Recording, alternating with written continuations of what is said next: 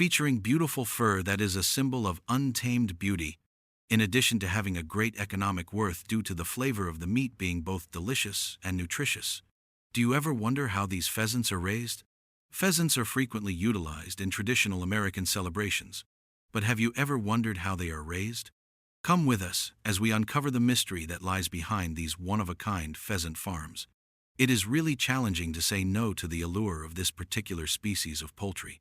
Over 100 farms in the United States are responsible for the production of pheasants. They have even been designated as the state bird of South Dakota. The capacity of this kind of chicken to fly is quite powerful, which is a characteristic that makes it difficult to keep them under control. Farmers frequently have to construct isolated barns equipped with protective net systems in order to find a solution to this problem. These barns are designed to prevent pheasants from flying into the suburbs and to shield them from any potential risks that may arise from the environment around them. Beginning in April and continuing through July, each female pheasant is capable of laying approximately 4 eggs every week. In response to the demand for their products, farmers have been making attempts to develop superior breeds through the process of egg incubation. With the help of human intervention, the hatching rate of these eggs has dramatically risen, going from 40% to at least 75%. Every year, farmers in the United States successfully raise millions of pheasants. This is an astounding number that demonstrates the fact that this industry has been seeing significant growth over the past few years. This expansion, however, also means an increase in problems that are difficult to handle, which is something that should be taken into consideration. A discussion of the issue that is brought about by pheasant agriculture will take place in the following segment of the video. After that, let's proceed with the steps involved in producing high-quality pheasant chicks. In order to remove dirt and germs that may be able to penetrate the eggshell and cause harm to the young pheasants, the farmer washes the eggs with water and a specific soap before placing them in the incubator. The temperature of the incubator is set at 100 degrees Fahrenheit in order to replicate the warmth that is present in the body of a female pheasant. In the incubator, farmers observe the situation. At this precise instant, the pheasant begins to emerge from the eggshell in a gradual manner. In around 25 days, pheasant chicks will begin the process of hatching. After hatching, the young pheasants are subjected to a thorough examination before being placed in shipping crates that are equipped with ventilation. Within 60 hours, they are then shipped to other farms in order to continue the process of nurturing them.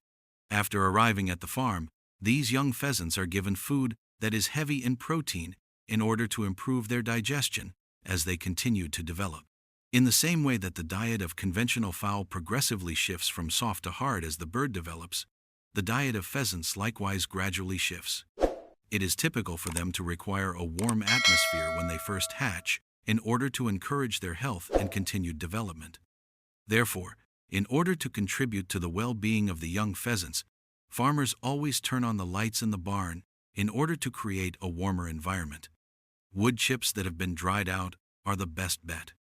On the other hand, a piece of wood that is too small may put the newborn pheasants in risk and may even result in their deaths due to the fact that their gizzards will be harmed. As a precautionary measure, farmers will use dry straw to keep baby pheasants warm and assure their safety. They are properly cared for by farmers according to the stages of development that they went through. The diet of pheasants will consist of a greater quantity of green vegetables during the summer months. When pheasants are maintained in captivity, they frequently experience issues with feather pecking and cannibalism, just like many other species of raptors. The reason for this is that farmers will close their nostrils between the ages of 3 and 4 weeks when they are young. One of the solutions that might guarantee their safety, while yet ensuring that they are comfortable, is by using this method. They are able to tolerate and adjust to the natural world when they are approximately 8 weeks old. This stage occurs when they are able to do so. The shield that was placed over their nostrils will be removed at this point in order to lessen the likelihood of harm and to improve their ability to breathe. In addition, this is the time when the pheasants migrate to the outdoor coop, at which point they are getting closer to being ready for sale. In order to provide a source of food, these pheasants are primarily raised for the purpose of providing food. Because it is a source of high-quality protein and vital amino acids, pheasant meat is not only a delectable food option, but it also offers significant nutritional benefits to human beings.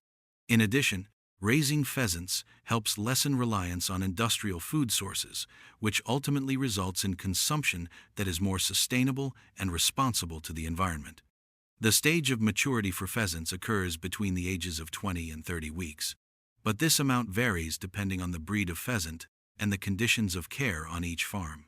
Approximately 3 to 5 kilograms is the weight at which they are able to be sold for the purpose of obtaining meat.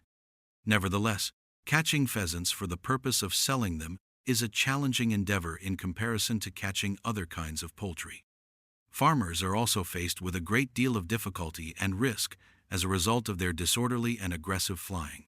For the purpose of avoiding being attacked by pheasants during the selling stage, they are frequently required to wear clothes that are not noticeable or even protective helmets. When housed in cardboard boxes with ventilation, pheasants are able to survive for 60 hours without any nourishment. Consequently, breeders are provided with sufficient time to send them to any location in the world. Although pheasants may be found in more than 40 states, a significant number of them originate from wild pheasants, and also from individuals who have been reintroduced into the wild in order to preserve the environment. It has a detrimental effect on the agricultural sector in the United States. When it comes to the countryside, grasslands and the areas surrounding grain fields are ideal habitats for pheasants. Naturally, wild pheasants view the fields of farmers as their source of food, and as a result, they ruin the grounds they travel through without any regard for their impact. In order to keep them under control, farmers are compelled to devise methods such as hunting or setting traps. When it comes to protecting their cornfields, farmers find that firearms are the most efficient method. Because they have such acute hearing, pheasants are able to immediately flee from potential threats.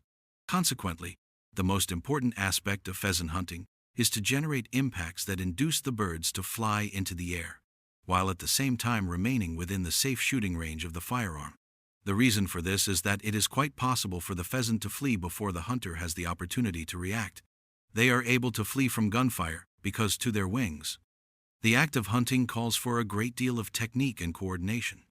In the course of hunting expeditions, dogs can be of tremendous aid. Either it looks for and points out hidden pheasants, or it launches pheasants into the air and pushes them to fly until the hunter is close enough to shoot them. Pheasant carcasses in the fields are also easier to locate with the assistance of dogs for hunters. In addition to the thrill that comes with shooting, wild pheasants are also a fantastic source of food. They are really delicious and far less fattening than conventional chicken, which makes it worthwhile to go out and hunt them. They are capable of reaching speeds of up to 60 miles per hour by the time they take off. Due to the fact that it requires a high level of quickness, pheasant hunting is extremely popular. In some regions, pheasants are even raised and then released into the wild in order to provide thrilling opportunities for people who enjoy hunting. There is no reduction in pheasant populations as a result of game shooting because hunters only shoot male pheasants. This is true even during seasons in which the number of pheasants hunted exceeds 1 million in a state. In point of fact, wild pheasants may not be able to survive for very long in the wild even if they are not hunted.